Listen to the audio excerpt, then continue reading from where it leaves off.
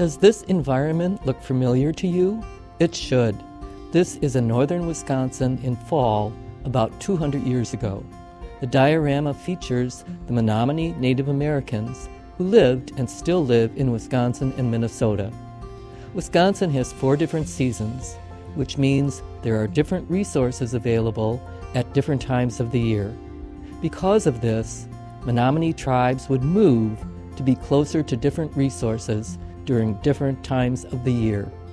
In the spring, the Menomonee move to plains where they can farm. They stay all summer until after the harvest. Then they move into the forest or woods for the winter. This offers more protection from the cold. They would return to the same camp every season. Much like the Blackfoot, Native Americans used bison in a variety of ways. Here we can see the Menomonee using birch trees, widely available in Wisconsin, as transportation, shelter, and a tool.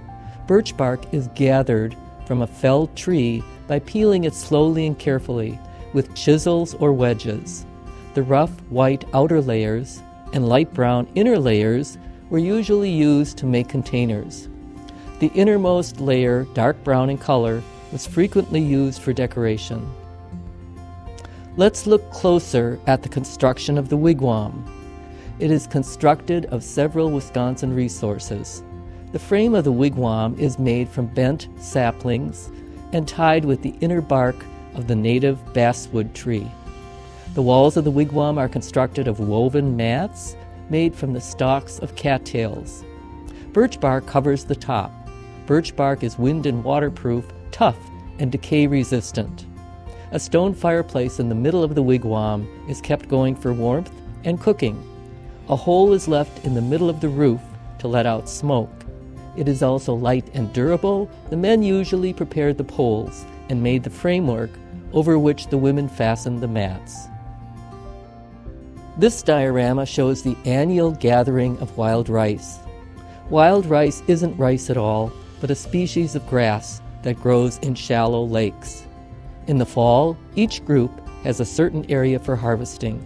Before Europeans came, the Menomonee dried the rice on mats and parched it over a wood fire, using mats to loosen its inedible husk. The process was slow. If we look to the windows nearby, we can see how food resources changed each season for the Menomonee, which meant different tools were needed.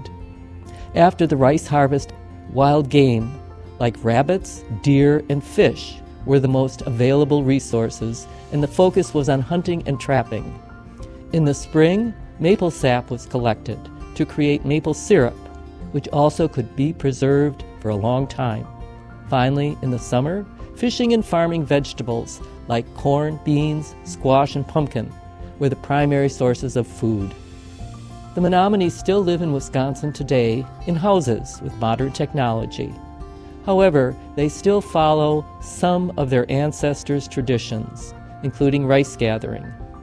Today, most rice fields are protected by the federal government and shared by all Native Americans equally, but many families still return to the same fields that were allotted to them by their tribal chiefs.